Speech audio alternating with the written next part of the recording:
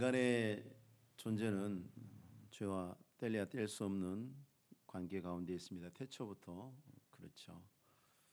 왜 인간만 죄를 짓는가? 인간만 인격적 존재이기 때문에 그렇습니다.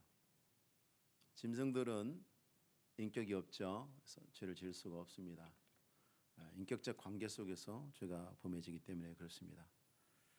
거룩하신 하나님의 택하심을 받아서 하나님의 백성된 하나님의 자녀들도 내가 거룩하니 너희도 거룩하라는 명령을 받았음에도 불구하고 우리는 죄짓고 삽니다. 잘하는 일은 아닌데 피할 수 없고 종종 우리가 그 가운데 넘어지는 것이 현실이죠. 요한복음 8장에 보면 가늠하다 현장에 붙잡혀온 그 여인을 앞에 두고 이 서기관들과 바리새인들이 선생은 어떻게 말하겠나이까 라고 예수님에게 도전했습니다. 그때 너희 중에 죄 없는 자가 먼저 돌로 치라고 답변을 하셨죠. 그녀가 죄 없다고 말씀하지 않으시고 그렇다고 정죄하지도 않으시고 우리 정죄하는 사람들에게 너희 중에 죄 없는 자가 있냐라고 물으신 겁니다. 예수님이 죄를 조장하고 장려하는 것이겠습니까? 아니죠. 이 간음한 여인에게도 나중에 가서 다시는 죄를 범하지 마라 경계를 하셨어요. 그녀가 죄인이라는 것도 아시고 그녀의 죄도 아시고, 그렇지만 예수님께서 하시고자 했던 것은 뭐냐면 얼마나 많은 사람들이, 정말로 모든 사람들이 죄로 인해서 고통을 당하고 있다는 그 실상을 보여주기를 원하신 거죠. 저 여인은 고통 가운데 있고 지금 너희의 정죄를 받고 있지만 너는 과연 정죄받지 않을 수 있느냐라고 물으시는 거죠. 아무도 대답 못합니다. 그걸 보여주신 겁니다. 오늘 우리는 모세 형제 자매들 사이에 친형제들이죠. 이 사건을 보면서 가장 친밀한 사람들 가운데 일어난 이 사건을 보면서 죄가 어떻게 거룩하게 부름 받았음에도 불구하고 어떻게 하나님의 백성들의 삶 속에 파고 들어오는지, 어떻게 우리의 관계를 파괴하는지, 그리고 죄가 최종적으로 목표하는 목표가 무엇인지, 우리가 뭘 지켜야 하는지 살펴보도록 하겠습니다.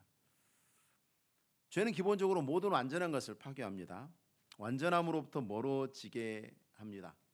이 세상에서 죄가 들어오면 하나님이 창조하시고 섭리 가운데 의도하셔서 우리가 그것을 통해서 복을 받을 수 있는 모든 것들을 다 파괴하죠. 죄는 가정관계 안에서 부부를 파괴하고 부모 자식 간에 파괴하죠. 사회의 신뢰를 파괴하고 모든 것을 다 파괴합니다. 모든 견고한 것을 무너뜨리고 파괴합니다. 모세가 아내 시보라가 죽은 다음에 이스라엘 여자가 아닌 구스 여인을 아내로 삼았어요. 잘한 일 아니죠. 이스라엘 민족의 운명을 짊어진 지도자가 이방 여인을 아내로 삼았다는 것은 백성들이 봤을 때 본이 못할 만한 일입니다. 잘못된 일이고 신중하지 못한 결정이 틀림없습니다. 이것 때문에 모세는 지금 이제 막 출애굽했죠. 모든 것이 지금 정돈되어 있지 않는 연약한 공동체입니다. 가나안으로 가야 하는 굉장히 힘든 사명을 감당해야 되는데 굉장히 연약한 공동체입니다. 그런데 그런 공동체를 이끌어가려면 강력한 지도력이 필요한데 그 지도력을 지금 위험에 빠뜨리는 지금 빌미를 모세가 제공하고 있어요. 모세의 죄가. 그런데 그 또 모세의 죄는 미리암과 아론이 모세를 공격하도록 자극을 줬어요. 모세에게 만약 아무 일도 없었다면 아무 일도 일어나지 않았겠지만 그들은 모세의 죄를 보면서 자극을 받고 모세의 지도력을 공격하고 이제 형제 자매 사이에 그 관계가 매우 위태롭게 되고 말았습니다. 죄는 또 다른 죄를 불러오죠. 여러분, 죄는 또 다른 죄를 불러옵니다. 반드시 그렇습니다. 죄를 많이 본 사람은 죄를 많이 짓습니다. 정말 그렇습니다. 그래서 아이들이 보고 듣는 것을 잘 보라고 하는 이유가 뭐냐면 아이들이 나쁜 거 악한 걸 많이 보면 그게 반드시 영향을 받게 되어 있습니다. 사람이 그렇습니다. 이 상황이 더 악화되고 방치되면 모세의 지도력은 훨씬 더 약해졌을 것이고 이스라엘 백성들은 광야에서 정말 큰 혼란과 위험을 당할 수밖에 없었을 것입니다. 이처럼 죄는 파괴하는 힘이 강하기 때문에 죄를 우리가 어떻게 대할 것인가에 대해서 신중하게 권면하는 거의 교본과도 같은 것이 갈라디아서 6장 1절의 말씀입니다. 형제들아, 사람이 만일 무슨 범죄한 일이 드러나거든. 자, 드러났습니다. 우리가 그걸 봤어요. 자, 그러면 신령한 너희는 온유한 심령으로 그러한 자를 바로잡고, 누구만 이렇게 할 수 있습니까? 신령한 자들만, 하나님의 부르심을 받은 자들만. 세상에서는 그렇게 하지 않습니다. 세상에서는 죄를 대해서 이런 식으로 대하지 않습니다.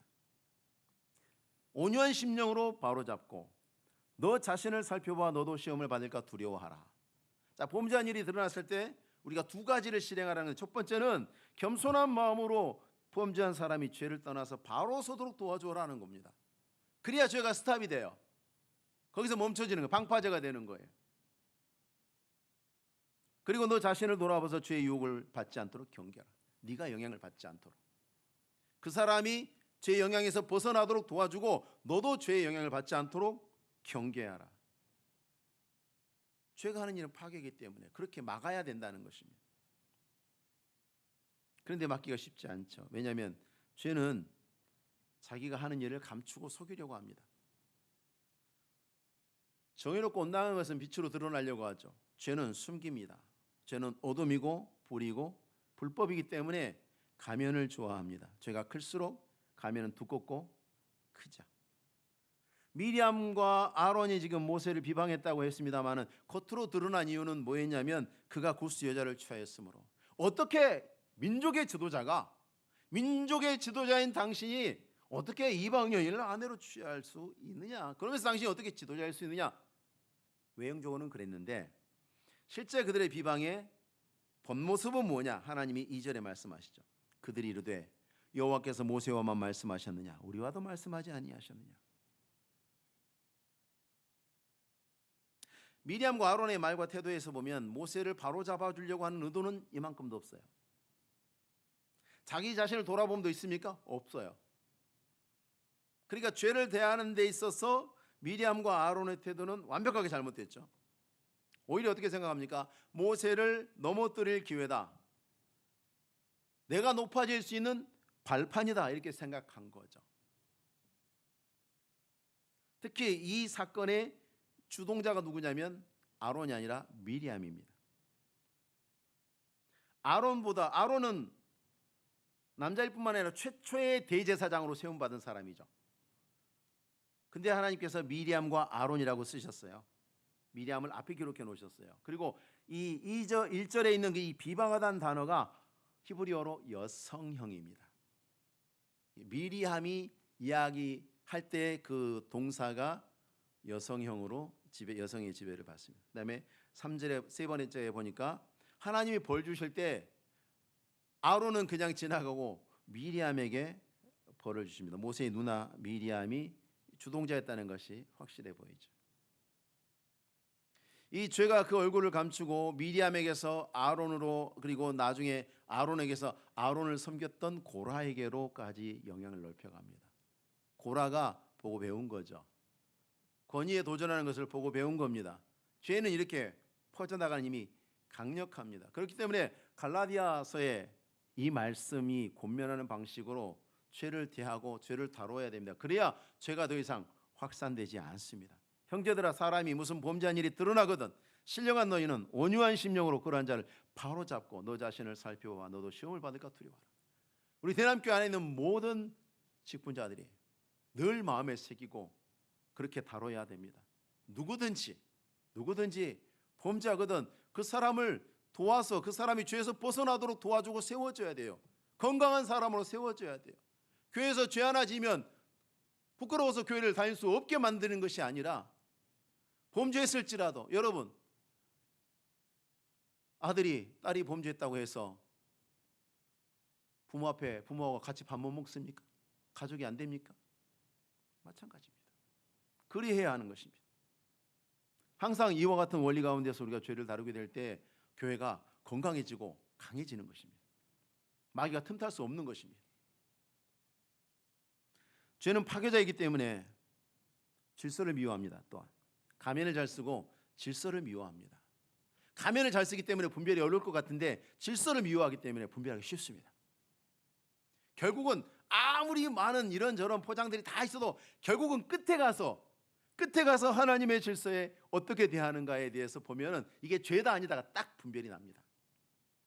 아무리 어떤 믿음의 이름표를 가지고 나와도 끝에 가서 결국은 하나님의 말씀과 하나님이 세우신 거룩한 권위들에 대해서 그가 어떻게 대하는가를 보면 이건 죄다 아니다가 딱 끝나는 겁니다. 권위에 도전합니다. 질서를 파괴하기 위해서.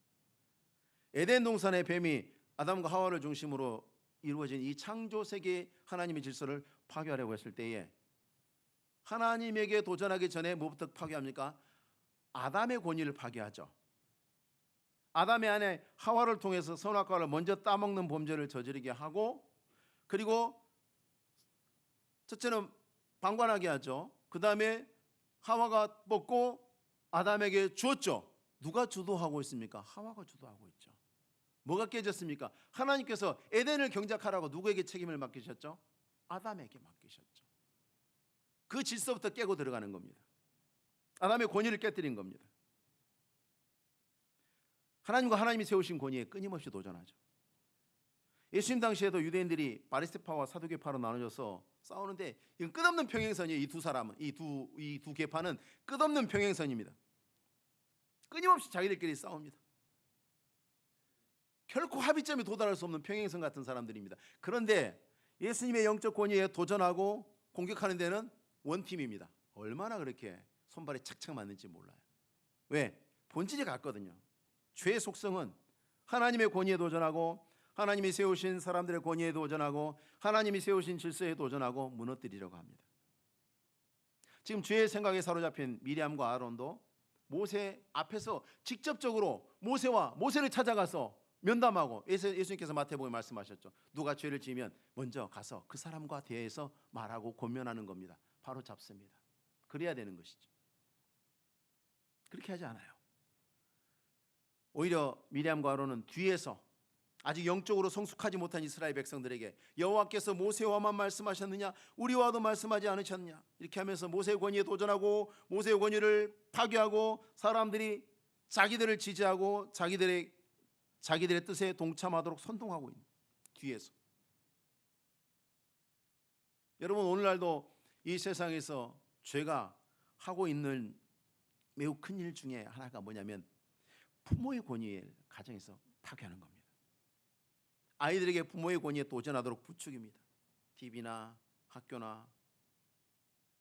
부모들이 자녀를 온전히 양육하지 못하도록 합니다. 가정폭력을 금지한다는 명목하에 그런 것을 조장하고 있죠. 아이들에게 책임과 의무에 대해서 가르치지 않습니다. 오늘날 민식이법, 그 법 때문에 초등학생들이 영악해져 가지고 이제는 어린이 보호구역에서 빨간불에도 횡단보도 핸드폰 하면서 지나갑니다. 당신이 피해가라 이거죠. 얼마나 무섭습니까? 그게 질서를 파괴하는 겁니다. 그게 권위를 파괴하는 겁니다. 책임과 의무를 배우지 못합니다. 교회의 권위를 조롱하고 비웃습니다. 여러분, 가정에서 부모와 또 교회가 아이들을 가르치지 못하도록 그 올바른 권위를 깨뜨리고 이 세상이 가르친다고 데려갔는데 공교육이 학교에서 학원에서 사람 됨을 가르칠 수 있나요? 사람의 도리를, 삶의 도리를 가르칩니까? 못하죠. 우리는 그런 위기 가운데 있습니다. 죄가 하고 있는 많은 일들의 한 단면을 제가 말씀드린 겁니다. 질서를 깨뜨리고 권위를 부정합니다. 이야기 전개를 봤을 때 모세가 구스 여자를 아내로 맞이하기 전부터 미리암과 아론의 마음속에는 이미 모세에게 집중되어 있는 권위에 동의할 수 없었던 것이 분명합니다. 이미 마음속에 준비가 되어 있는 거죠. 마음에 안 드는 거예요. 왜 하나님께서 모세에게만 저렇게. 지금 아론은 모세의 형이고 미리암은 모세의 누나잖아요. 동생에게만 권위가 집중되고 있는 그 모습을 보는 것이 마음이 불편한 것입니다. 그리고 모세가 구스 여자를 아내로 맞이한 사건은 빌미를 준 것에 불과해요. 그런데 왜 미리암이 이 문제를 일으키고 주동하는 이 상황 속에서 미리암은 왜 그랬을까? 한번 되짚어보면서 과연 그녀가 나도 충분히 자격이 돼, 나도 모세처럼 잘할 수 있어, 나도 모세만큼 자격이 돼 라고 말할 그런 충분한 이유가 있다는 것을 우리는 할 수가 있어요. 미리암은 책임감이 강하고 지혜로운 사람이고 또 담대한 성품을 가진 사람이에요. 어려서부터 그랬어요. 여러분 출애굽기 저 앞쪽에 보면 모세가 태어났을 때에 바로의 명령 때문에 어쩔 수 없이 갈대 상자에 아기를 담아서 나일강과 갈대 사이에 두었지 않았습니까? 그리고 그것을 끝까지 멀리서 끝까지 지켜보다가 공주가 그 아이를 발견했을 때 공주에게 쫓아가 가지고 유모가 필요하지 않습니까? 라고 깨닫게 해주고 자기 어머니를 소개까지 했던 사람이 누구냐면 미리암이에요. 아이들이 제일 못하는 게 많죠. 근데 아이들이 정말 못하는 것 중에 하나가 뭔지 아십니까? 집중을 못해요. 아이들이 제일 좋아하는 TV 프로는 광고입니다. 여러분 1살짜리, 2살짜리, 3살짜리 아이들이요 그냥 프로그램 TV 나오면 잘 안 보는데요 뭘 열심히 보는지 아십니까? 광고는 정말 열심히 봐요. 왜? 30초 안에 모든 걸 다 끝내버려요. 30초 안에 기승전결이 다 나와. 아이들이 30분씩 40분씩 집중할 수 없어요. 그 아이들의 특성이에요. 그래서 하나님의 말씀을 듣는 시간도 다 달라요. 유치부, 유초등부, 중고등부 갈수록 시간이 늘어나죠. 밑으로 내려갈수록 시간이 줄어들 수밖에 없는 게 집중을 못해요. 얘들은. 미리암은 멀리서 그 갈대 상자를 지켜보면서 끝까지 집중합니다. 굉장한 여자예요. 굉장한 재능을 타고난 사람이 보통 사람이 아닌 거예요. 그 조그마한 어린아이가 굉장한 책임감을 가지고 그 상자가 어떻게 되는지 집중해서 쳐다보고 있습니다. 여러분 갈대 상자가 갈대숲 속에 있어요. 잘 보일까요? 잘 보일까요? 갈대 상자가 갈대숲 속에 있는데 완벽한 은신술이죠. 지켜보고 있습니다. 바로의 공주가 어떤 사람입니까? 애굽 사람들에게 우리나라 옛날에 상감마만 합시면 백성들이 고개도 못 들잖아요. 바로는요 신의 후손이 신의 후손, 신의 자손이라고요. 그 당시에 애굽 사람들에게는 신과 같은 존재예요. 바로와 그 가족들은. 그런데 그 공주에게 감히 다가가서 말할 수 있는 담대함이 있는 거예요. 더군다나 자기는 작고 어린 여자이기 때문에 경비병들이 경계하지 않고 바로의 공주에게 다가갈 수 있을 거라는 것도 통찰하고 알고 있는 지혜가 있는, 그 어려서부터. 더군다나 만약에 바로의 공주가 그 아이를 찾게 된다면 반드시 유모가 필요할 것이고 그것을 일깨워주고 자기 어머니까지 소개해주는 지혜로운, 완전하게 지도자로서의 모든 것을 갖추고 있는 여자입니다. 그래서 출애굽기 15장 20절에 보면 아론의 누이 선지자 미리암이 이렇게 나와요. 아론의 누이 선지자 미리암이 손에 소고를 잡으매 모든 여인도 그를 따라 나오며 소고를 잡고 춤추니. 여러분 출애굽 막 했을 때 이스라엘이 조직이 안 돼 있어요. 아무런 조직이 안 돼 있는 상태예요. 어떤 체계를 통해서 뭔가를 명령하고 지시하고 끌어갈 수 있는 상황이 아니란 말이죠. 이제 막 출애굽해서 홍해바다 막 건넜을 때인데 이때 미리암이 엄청난 지도력을 보여줘요. 미리암이 딱 보고는 이때 와, 이 놀라운 광경 우리가 봤다. 와, 입적 벌리고 가만히 있는 게 아니라 이때 우리가 뭐 해야 되냐? 하나님을 찬송해야지. 북 들고 딱 나오니까 모든 여인이 보고 야, 미리암이 북 들고 나간다. 우리도 들고 나가자. 굉장한 지도력이죠. 다 따라 나오는 거예요. 이미 모세가 애굽으로 사명을 받아서 애굽에 나타나기 전에 이미 미리암은 이스라엘 백성들 안에서 굉장한 지도력을 갖고 있었던 존재였던 것이 분명해요. 안 그러면 이렇게 할 수가 없어요. 하나님께서 그녀를 선지자라고 기록하고 있습니다. 한마디로 재능이 출중한 여인입니다. 세상적인 입장에서 봤을 때 자격이 되는 여인입니다. 이게 모세의 권위에 대해서 미리암이 나도 그럴 만한 자격이 있다고 생각할 만한 충분한 이유가 있는 거예요. 우리나라 여성 인물들이 지금 WHO, WTO, OECD에 지금 수장으로 이름이 거론이 되고 있죠. 되고 안 되고는 모르겠습니다만 거론된다는 것 자체가 뭐겠습니까? 그녀들의 재능이 탁월하고 출중하다는 증거입니다. 우리나라에서는 몰라도요, 세계적으로 뭔 일이 이루어질 때는요 정확합니다. 대충 되는 거 없습니다. 굉장히 실력이 있다는 거예요. 근데 여러분 하나님이 사람에게 재능을 주실 때 남자 여자 차별이 없습니다. 우리가 그것을 착각하시면 안 됩니다. 남녀를 구분하지 않습니다. 남자이기 때문에 여자보다 더 재능이 탁월하다고 말할 수 없습니다. 성경이 그렇게 말하고 있지 않아요. 사람마다 서로 잘하는 것이 다를 뿐입니다. 근데 왜 하나님은 모세의 편을 드셨을까? 미디암도 충분히 자격이 되는데, 조건이 되는데, 오히려 더 탁월한데 왜 하나님은 모세의 편 드셨을까? 미리암과 아론을 하나님이 싫어하셨을까요? 그렇진 않은 것 같아요. 싫어하셨으면 하나님이 왜 아론을 대제사장으로 세웁니까? 영영토록 아론과 그의 후손들이 대제사장 하도록 하나님 그렇게 유명하셨잖아요. 아론 싫어한 것 같지 않아요. 미리암도 마찬가지고요. 하나님이 미리암과 아론에 대해서도 환상과 꿈으로 하나님의 뜻을 알리고 말씀하셨다고 인정하셨어요. 6절에 나 여호와가 환상으로 나를 그에게 알리기도 하고 꿈으로 그와 말하기도 하거니와. 그 선지자에게 그렇게 했다고 하지 않습니까? 그리고 분명히 출애굽기에는 미리암이 선지자 미리암이라고 써놨어요. 그리고 아론도 생각해 보십시오. 하나님께서 모세에게 처음에 사명을 주시고 부를 때 모세가 나 못해요 나 못해요 그랬잖아요. 왜냐하면 그 이유가 뭐였습니까? 나 말 못해요. 근데 하나님께서 그래 그럼 네 형 아론, 그러니까 모세가 하잖아요. 그 얘기는 뭡니까? 모세가 생각해봤을 때 내 형이 나보다 훨씬 탁월해. 나는 자격이 없는 것 같은데 내 형은 내가 봤을 때 나보다 더 자격이 있는 사람이야. 그래서 하나님께서 아론을 붙여줄게. 그러면 할게요. 이렇게 됐잖아요. 그 얘기는 뭐냐면 모세가 스스로 봤을 때도 자기보다 형이 나은 거예요. 하나님 형이도 나은데 왜 나한테 시키세요? 네가 해.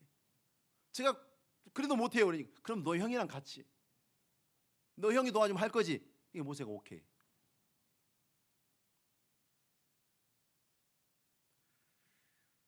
자, 그럼에도 불구하고 하나님께서는 미리암과 아론이 뒤에 숨어서 이스라엘 사람들에게 불평하고 모세의 권위를 부정하는 것을 들으시고는 상황이 더 악화되기 전에 모세를 보호하기 위해서 즉시 움직이십니다. 모세 편드신 거죠. 4절에 여호와께서 갑자기 모세와 아론과 미리암에게 이르시되 너희 세 사람은 회막으로 나와라. 이때까지만 해도 모세는 무슨 일이 있는지 전혀 모르고 있는 상태예요. 전혀 무슨 일이 벌어지고 있는지 모르고 있는 상태예요. 하나님은 왜 모세 편을 드셨을까? 모세보다 더 탁월하고 지도력도 있고 모든 면에 있어서 재능이 뛰어난 미리암과 아론이 아니라 왜 모세 편 드셨을까? 하나님이 모세를 택하셨거든요. 그리고 모세에게 권위를 부여하셨거든요. 세상 권위 말고 하나님의 권위는요, 하나님의 거룩한 목적을 위해서 하나님이 부여하시는 거예요. 그건 하나님의 주권이에요. 그것을 통해서 하나님이 질서를 세우시도록 하는 도구입니다. 세상에서와 같이 재능이 권위의 자격이나 조건이 되지 않습니다. 하나님께서 모세를 지명하여 택하시고 그에게 주신 특별한 권위에 대해서 미리암과 아론이 도전했기 때문에 하나님이 모세 편을 드신 거예요. 그리고 미리암과 아론에게 진노하신 거예요. 왜냐하면 그들이 지금 자기들에게 주신 하나님의 직무를 넘어서 모세에게 주신 직무를 넘보았다는 것은 뭐냐면 하나님이 그렇게 하시겠다고 결정하신 것에 대해서 도전한 거예요. 하나님의 권위에 도전한 거예요. 이와 같이 모든 영적 권위는, 교회 안에서의 권위는 하나님에게 있습니다. 하나님으로부터 나옵니다. 그리고 하나님께서 택하신 사람들에게 권위를 부여하셨습니다. 거기에 따라서 재능은 그 권위의 결과물로 나타날 수도 있고 안 나타날 수도 있어요. 재능이 결코 영적 권위의 조건이나 자격이 될 수 없습니다. 절대 그걸 잊으시면 안 돼요. 세계에서 가장 탁월한 연설가도 여기 나와 설교할 수 없어요. 왜요? 여기서 하려면 목사가 돼야 돼요. 그리고 교회의 위임을 받아야 돼요. 하나님 앞에 세움을 받아야 비로소 할 수 있는 거예요. 나는 누구보다 연설을 잘해. 안 돼요.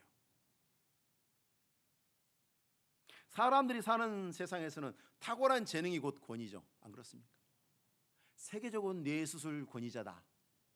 그러면 그분이 TV에 나와서 뇌 건강에 대해서 말하면 아무도 이해를 안 달죠. 못 달죠. 왜? 재능이 곧 권위거든요. 축구에 대해서 손흥민 선수가 드리블 이렇게 하고 슈팅 이렇게 하고 그러면 아무도 거기에 대해서 말하면 안 됩니다. 가만히 겸손하게 두 손 모고 듣고 그렇군요 하고 들어야 돼. 왜? 재능이 곧 권위예요. 세상에서. 거의 반드시 그렇습니다. 근데 하나님 나라는 그렇지가 않아요. 여러분, 남편이 아무리 못나고 아내가 아무리 탁월하고 출중한 능력이 있어도 하나님께서 남편에게 부여하신 가장의 권위를 아내에게 이전하는 것을 하나님이 인정하시겠습니까? 인정하시겠습니까?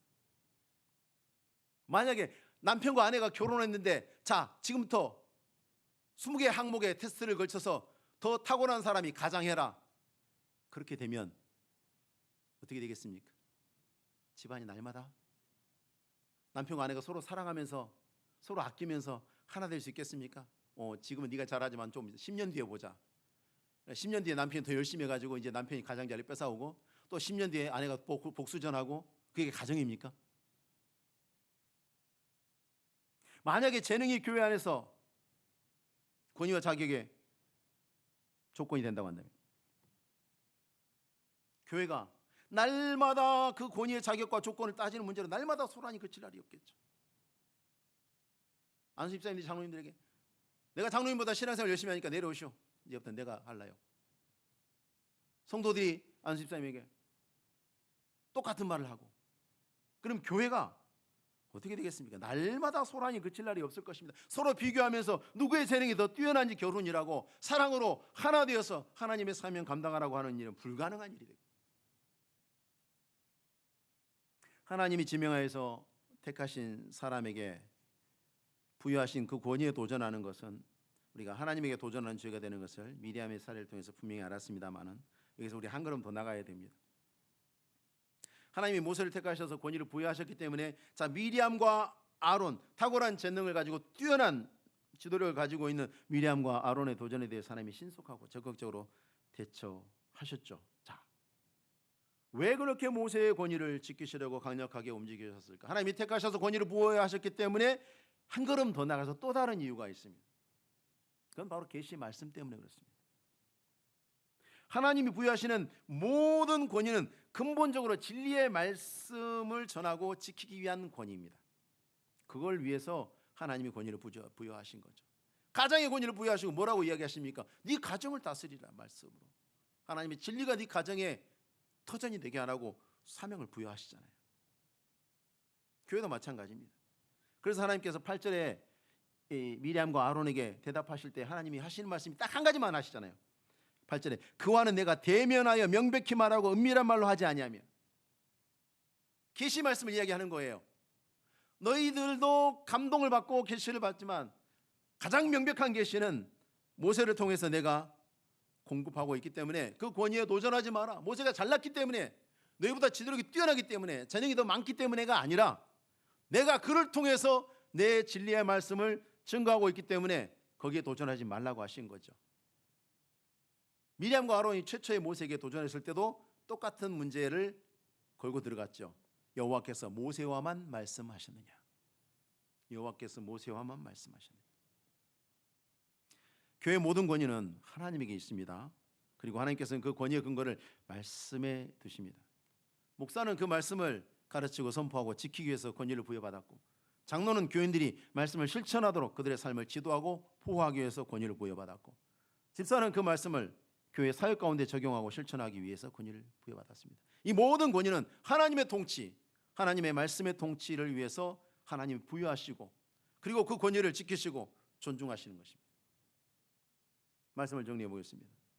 태초부터 지금까지 죄는 결국은 하나님의 말씀의 권위를 의심하고 조롱하고 비난하고 공격합니다. 결국은 거기서 부딪힙니다. 죄의 본색은 거기서 드러납니다. 그렇기 때문에 어떤 이유와 형태든지 죄는 결국은 하나님의 말씀을 공격하고 말씀을 거절하는, 반대로 하나님께서는 진리의 말씀을 지키시죠. 모세에게 진리의 말씀을 선포하는 권위를 부여하셨기 때문에 하나님께서 모세의 권위를 지켜주셨습니다. 자, 그러면 이게 지금 오늘날 우리에게 무슨 의미가 있는가?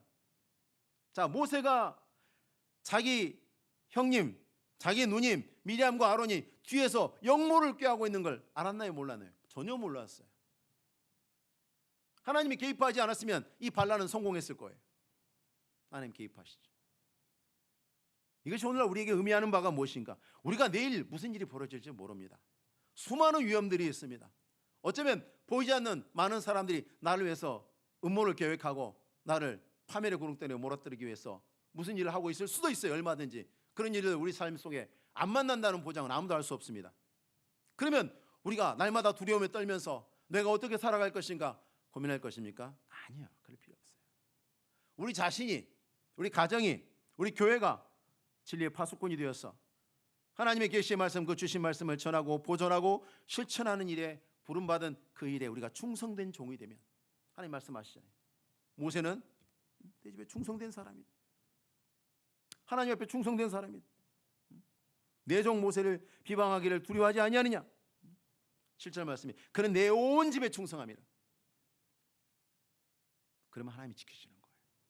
하나님 앞에서 여러분의 직무를 충성되게 감당하십시오. 하나님께서 맡기신 말씀에 따라서 여러분의 삶을 다스리고 여러분의 가정을 다스리고 여러분의 교회를 섬기십시오. 그러면 하나님이 여러분의 영적 권위를 지켜주실 겁니다. 여러분이 모르는 자리에서 일어난 일도 하나님이 보시고 여호와께서 보시고 여호와께서 들으시고 그리고 여러분의 삶을 지키시고 여러분의 걸음을 하나님께서 선한 걸음으로 인도하실 줄로 믿고 다른 무엇보다도 주의 진리의 말씀, 진리의 파수꾼이 되어서 충성된 종으로 하나님 옆에 살아가시며 승리하시는 주의 종들 되시길 바랍니다. 기도하겠습니다.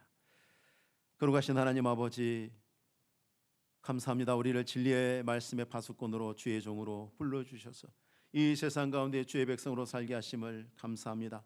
우리가 아버지 하나님 좌로나 우로나 치우치지 아니하게 여주시고 모든 자리에서 하나님의 뜻을 이루어가기 위해서 힘을 다해서 섬기는 종들 되게 하시고 이로 말미암아 하나님 아버지 보이지 않는 가운데 진행되고 있는 어떠한 위험이나 어떠한 도전으로부터도 우리를 지켜주심으로 우리의 걷는 걸음이 생명의 걸음이 되게 하시고 승리하는 걸음이 되게 하시고 주님의 영광에 나아가는 은혜의 걸음이 되게 하옵소서. 감사를 드리며 예수님의 이름으로 기도하옵나이다. 아멘.